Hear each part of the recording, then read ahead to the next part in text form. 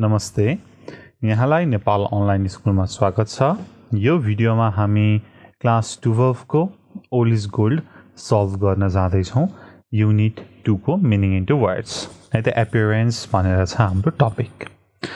Okay, सुरु गरौँ। अब हाम्रो यो टपिकमा चाहिँ सिम र लुकको दुईटा टाइपको एक्सरसाइज छ। फर्स्टमा हामी लुकको एक्सरसाइज हेर्छौँ है त, जसमा हामीले look like, look as if र लुक एज दो कुन ठाउँमा युज गर्ने भन्ने कुरा थाहा पाउनु पर्यो। सो फर्स्टमा लुक मात्रै आयो, तपाईले लुक मात्रै प्रयोग गर्दै हुनुहुन्छ भनेदेखि जहिले पनि लुक प्लस एडजेक्टिभ कि त लुक प्लस एडजेक्टिभ। जस्तै एक्जाम्पलको लागि she looks terrific, she looks terrific. So terrific भनेको के हो त? एडजेक्टिभ हो। अलवेज लुक आएपछि टेरिफिक लेख्ने, ठिक छ? ओके, फर्स्ट रुल भयो। र यदि लुक लाइक आउँछ भनेदेखि लुक लाइक प्लस नाउन लेख्ने। जस्तै it looks like a wedding cake, it looks like a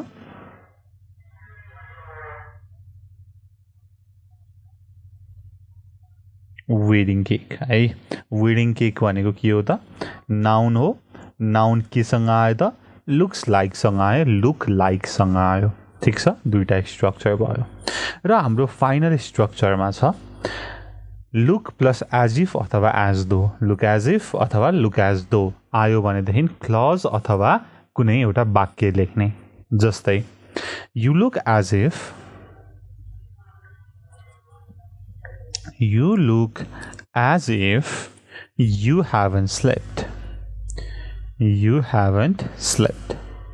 So, you haven't slept छ हैन, सेन्टेन्स छ। अगाडि के छ त? लुक एज इफ छ। अथवा तपाईले you look as though you haven't slept है, यति कुरा लेख्नु पर्यो। लुक आएपछि एडजेक्टिभ, लुक लाइक आएपछि नाउन, लुक एज दो और लुक एज इफ आएपछि क्लज र सेन्टेन्स लेख्ने। यति तीनटा स्ट्रक्चर जानेपछि हाम्रो 5 मार्क्स आयो है त। अब हामी पास्ट क्वेसन हेरौँ है त। 2060 मा सोधेको छ यो कुरा है त। सो यहाँनेरि फर्स्टमा माथि इन्स्ट्रक्सन दिएको हुन्छ, मैले ठ्याक्कै इन्स्ट्रक्सन चाहिँ लेखिनँ। ओके, इन्स्ट्रक्सन के भनेको हुन्छ त भन्दाखेरि continue the following remarks with look, sound, smell, feel, taste, whichever plus like भनेर भनेको हुन्छ है। सो थोरै मैले लेखेँ लुक, साउन्ड, स्मेल, फिल और टेस्ट अथवा अरू केही कुरा एप्रोप्रिएट प्लस लाइकले जोड्नु पर्यो। हेरौँ है त। फर्स्टमा के भनेको छ त? Surely he is not a manual worker हैन। स्योरली ऊ म्यानुअल वर्कर हुँदै होइन। किन होइन त भन्दाखेरि सुट प्यान्ट लगाएको छ, टाई लगाएको छ, चस्मा लगाएको छ, हातमा सुटकेस बोकेको छ, त ऊ त के म्यानुअल वर्कर हुन्छ त? हुँदैन नि। ऊ त लाइक बिजनेसम्यान होला हैन। हो, अब हामीले भन्नु पर्यो कि ऊ बिजनेसम्यान जस्तो देखिन्छ भनेर। So he looks like a businessman. He looks like a businessman, लास्टमा to me पनि थप्न सक्नुहुन्छ। He looks like a businessman to me, ठिक छ? ओके, सजिलो छ है। Okay, next I have got something in my shoes. मेरो के त जुत्तामा केही पस्यो अथवा पस्यो जस्तो छ। त्यो चाहिँ अब मैले त जुत्ताभित्र त हेरेको छैन, म त हिँड्दैछु, मलाई चाहिँ त्यस्तो फिल भइरहेको छ। हो, म चाहिँ अब फिल युज गर्छु। It feels like a piece of stone. It feels like a piece of stone भनेर लेख्न सकियो। C. I wonder who wrote the music. I wonder who wrote the music. कसले लेखेको होला यो म्युजिक त? मलाई चाहिँ लाग्छ सो गीत सुन्दाखेरि चाहिँ पक्कै पनि नारायण गोपालले लेखेको भनेपछि साउन्डको कुरा गर्नु पर्यो। साउन्ड्स है त। It sounds like Narayan Gopal. Narayan Gopal. Okay. He has got a foreign accent. उसको चाहिँ foreign accent हैन, उसको आवाज सुन्दैखेरि चाहिँ foreign accent छ भनेपछि हामीले साउन्ड को प्रयोग गर्नु पर्यो. He sounds like a Japanese अथवा Chinese हैन, उसको accent हेरेर. He sounds like a Chinese. A Chinese है. यो चाहिँ 2060 मा सोधेको थियो. Okay, next. Follow 2062 ma. Make sentences from the following hints using look like, or look as if अथवा as though. हाम्रो यति तीनटा जुन स्ट्रक्चर छ यो युज गरेर तलको सेन्टेन्स बनाउनु पर्यो. अब फेरि एकचोटि हामी रिक्याप गरौँ है त. लुक सँग जहिले पनि एडजेक्टिभ आउँछ, लुक लाइक सँग जहिले पनि नाउन आउँछ, लुक एज इफ र लुक एज दो सँग जहिले पनि क्लज अथवा सेन्टेन्स आउँछ. यति जानेपछि मिलिहाल्यो है त. सो फर्स्टमा ड्रङ्कार्ड छ. So he looks like a drunkard. He looks like a drunkard. हैन, रक्सी खाएका मान्छे, मातिएको मान्छे. बी terribly complicated भनेको के हो त? के त एडजेक्टिभ हो. एडजेक्टिभ सँग लुक आउँछ, लुक लाइक आउँदैन है, लुक मात्रै. So it looks terribly complicated. It looks terribly complicated. Terribly भनेको के त भयानक रूपले भनेर भनेको है त. She honeymoon couple. Honeymoon couple. Honeymoon couple भनेको के हो त? नाउन हो. सो नाउन सँग लुक लाइक आउने भयो. They look like a honeymoon couple. They look like a honeymoon couple भयो. They have come out of a swimming pool. So लामो सेन्टेन्स छ. सेन्टेन्स आउँछ, क्लज आउँछ भनेदेखि लुक एज इफ अथवा लुक एज दो लेख्ने है. यो चाहिँ सेन्टेन्स छ. So they look as if, they look as if they have come out of a swimming pool. They look as if they have come out of a swimming pool. Our next, she has never seen a mountain. So she has never seen a mountain. के हो? Sentence हो. Look as if अथवा look as दो लगाउनु पर्यो. हामीले माथि as if लगायौँ, तल एज दो लगाउँ है त. They look as though they look at, sorry, she look as though, she looks हुने भयो. She looks as though she has never seen a mountain. है, एकदमै सजिलो छ. ओके, ठिक छ. ल अब नेक्स्टमा टक अबाउट द पिपुल भनेर छ.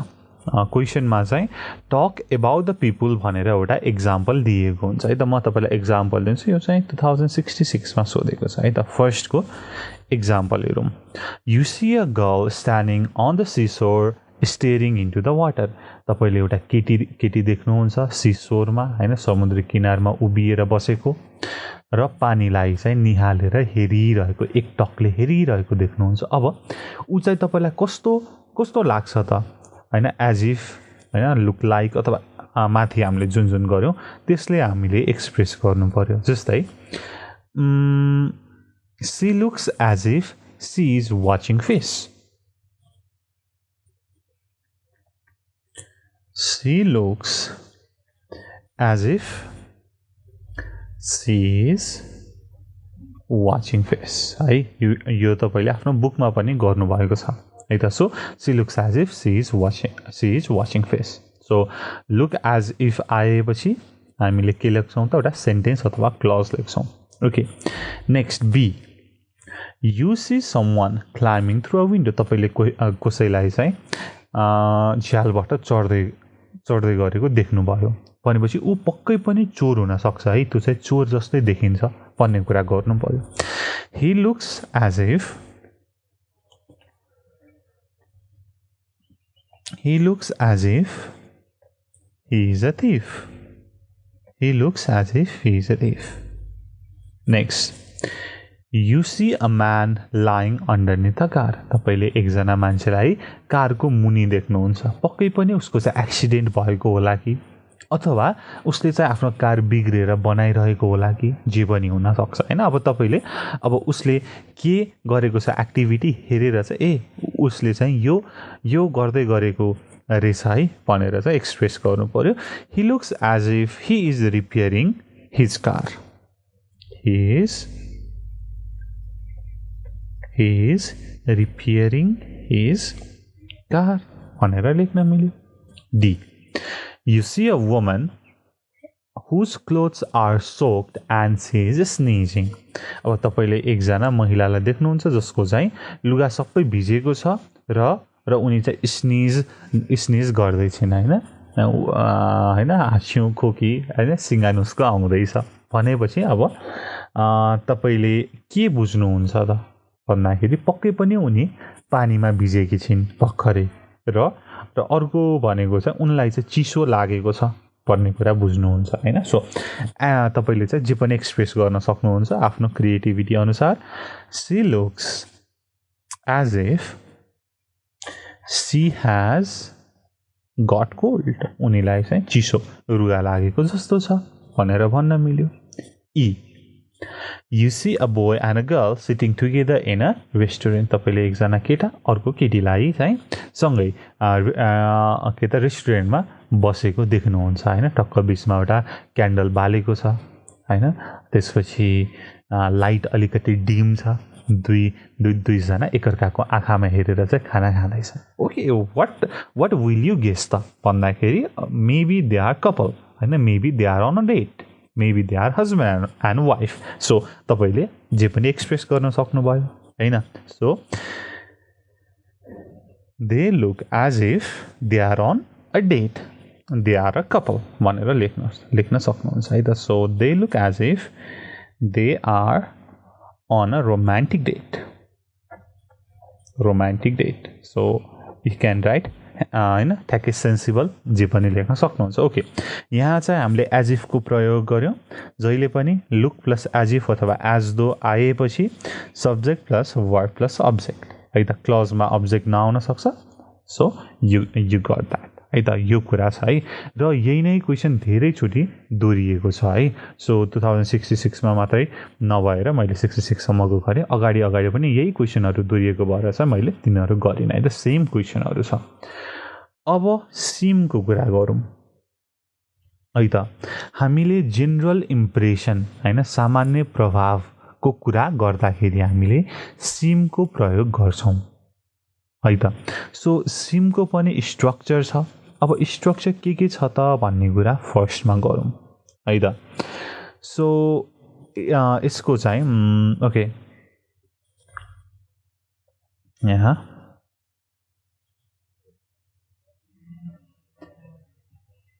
फर्स्ट स्ट्रक्चर भनेको सिम प्लस 2 अर्को सिम प्लस 2 प्लस हाफ प्लस व𝗵3 माथि चाहिँ व𝗵1 यति दुईटा स्ट्रक्चर छ जस्तै he seems to be friendly अथवा he seems very friendly है दुईटा स्ट्रक्चर भयो यो चाहिँ लेखे पनि हुन्छ नलेखे पनि हुन्छ okay let me write some examples है त अझै क्लियर हुन्छ he seems friendly अथवा he seems to be friendly अर्को सिम प्लस 2 प्लस हाफ प्लस व𝗵3 है यो चाहिँ पास्ट टेन्स को अथवा प्रेजेन्ट पर्फेक्ट टेन्स को कुरा भयो जस्तै he seems to have passed class 11 he seems to have passed class 11.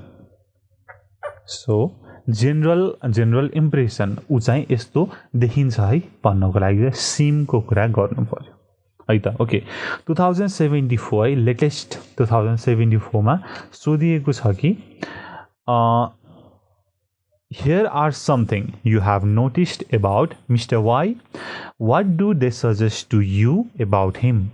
Talk about him using sim भनेर क्वेशन सोधेको छ है त अब he has rough hands अब उसको चाहिँ अलिकति रफ ह्यान्ड छन् अलिकति सारो हातहरू छन् किन त भन्दाखेरि अब सिमले हामीले एक्सप्रेस गर्नु पर्यो मिस्टर वाई को बारेमा है त अब हामीले के भन्न सकिएला त he has rough hands उनको चाहिँ हात चाहिँ अलिकति सारो छ बलिया छन् भनेदेखि पक्कै पनि हैन के त खेतमा काम गरेको होला हैन खेतमा काम गर्ने मान्छेको हात बलियो हुन्छ नि त so he seems to be working in the field. He seems to be working in the field भयो है त second one he wears expensive ring अब उनले चाहिँ हातमा चाहिँ एकदम महँगो औँठी लगाएका छन् भनेपछि पक्कै पनि हैन महँगो औँठी लगाउने मान्छे त धनी हुन्छ हैन he seems to be rich. He seems to be rich अथवा he seems rich मात्रै पनि लेख्न सक्नुहुन्छ to be लेखे पनि हुन्छ नलेखे पनि हुन्छ next one he has nicotine stains on his finger उनको हातमा चाहिँ निकोटिनको डामहरू छन् भनेपछि निकोटिन लाग्ने के को कारणले त स्मोकिङ को कारणले he seems to be smoking. He seems to be smoking. Next, he meets his friends and relatives all the time. उसले चाहिँ आफ्नो साथीभाइ इष्टमित्रहरूलाई चाहिँ सधैँ भेटिरहन्छ भनेपछि अब सधैँ भेट्ने मान्छे एकदमै सामाजिक भयो नि त हैन social he seems to be social. He seems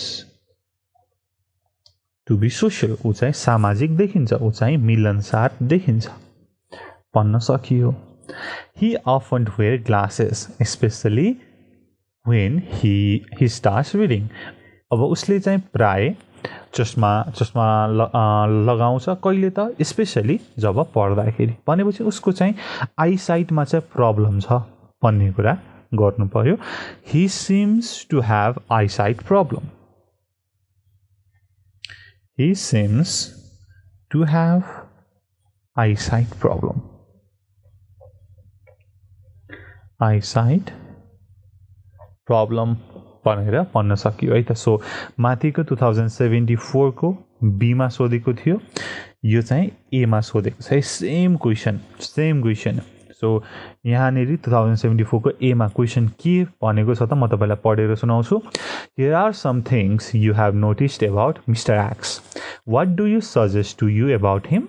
Talk about him using sim भनेर भनेको छ है सेम थिङ यो चाहिँ हाम्रो बुकमा पनि यही कुरा छ है meaning into words को ओके अब सिम राखेर हामीले कुरा गर्नु पर्यो he usually carries a walking stick when he goes out जब ऊ बाहिर जान्छ उसले चाहिँ प्राय walking stick हैन लट्ठी हिँड्दाखेरि सहयोग हुने लट्ठी बोकेर हिँड्छ किन त भन्दाखेरि पक्कै पनि ऊ चाहिँ कमजोर छ हैन वीक छ अथवा उसको चाहिँ खुट्टामा चाहिँ चोटपटक लागेको छ अथवा खुट्टा भाँचिएको छ भनेर भनौं न हैन so he seems to have broken his leg. He seems to have broken his leg भनेर भन्न सकियो you only see his parents in his room तपाईले उनको प्यारेन्ट्सलाई मात्र देख्नुहुन्छ उनको कोठामा उसको कोठामा सो उसको कोठामा उसको प्यारेन्ट्सलाई मात्र देख्नुहुन्छ भनेदेखि अब उसलाई त देख्नुहुन्न उ चाहिँ कतै बाहिर गएको होला भनेर बुझ्नु पर्यो हैन अथवा अरु केही हैन उ चाहिँ अनम्यारिड होला मात्रै पनि भन्न सकियो हैन so he seems to have gone out he seems to have gone out there are a lot of stamps in his rooms उसको कोठामा चाहिँ धेरै स्ट्याम्पहरु छन् हैन हुलाकको टिकटहरु छन् भनेपछि पक्कै पनि उसको चाहिँ धेरै मेलहरु आउँछ होला अथवा उ चाहिँ स्ट्याम्प कलेक्सनमा चाहिँ उसको चाहिँ रुचि छ होला भनेर पनि भन्न मिल्यो he seems to be interested in stamps collection he seems to be interested in stamp collection भनेर भयो next his front garden looks a bit neglected उसको चाहिँ घरको अगाडिको बगैँचा चाहिँ अलिकति केयरलेस गरेको नेग्लेक्ट के त व्यवस्था गरेको जस्तो देखिन्छ अब उसको हैन बगैँचा के त व्यवस्था गरेको देखिन्छ भनेदेखि एउटा चाहिँ उ चाहिँ एकदमै बिजी छ कि हैन आफ्नो काममा अर्को चाहिँ उ चाहिँ मान्छे नै अलिकति केयरलेस छ त हैन तपाईले जे पनि लेख्न सक्नुभयो अथवा अरु केही तपाईले आफ्नो हैन विचार पनि लाइक सेन्सिबल कुरा लेख्न सक्नुहुन्छ he seems to be careless उ चाहिँ केयरलेस नै देखिन्छ he seems to be careless the postman always delivers a lot of letters with foreign stamp to his house postman ले सधैं धेरै लेटरहरु उसको घरमा ल्याउँछ फरेन स्ट्याम्प भएको भनेपछि उसको चाहिँ साथीभाइ इष्टमित्रहरु चाहिँ बाहिर देशमा छन् कि हैन उसको चाहिँ अफिस चाहिँ बाहिर हैन एब्रोड सँग रिलेटेड बिजनेसहरु छ कि सो यु क्यान राइट त्यसरी है त so he seems to have his relatives abroad he seems to have his relatives abroad भनेर लेख्न सक्यो ओके सिमिलरली 2073 है त सो 2073 मा same thing rewrite these sentences using seem अथवा seem to be भनेर भनिएको छ so mister Pandey is very friendly mister Pandey एकदमै मिलनसार हुनुहुन्छ भनेपछि अब seem अथवा seem to be राख्नु पर्यो so mister Pandey seems to be very friendly he is very hard working उ चाहिँ एकदमै हार्ड वर्किङ छ अब जस्ट seem to be राख्नु पर्यो अथवा seems राख्नु पर्यो he seems to be very hard working सजिलो छ है 5 मार्क्स आइहाल्छ he is honest just seem मात्रै राख्ने he seems honest अथवा he seems to be honest he is not very rich so यहाँ चाहिँ he does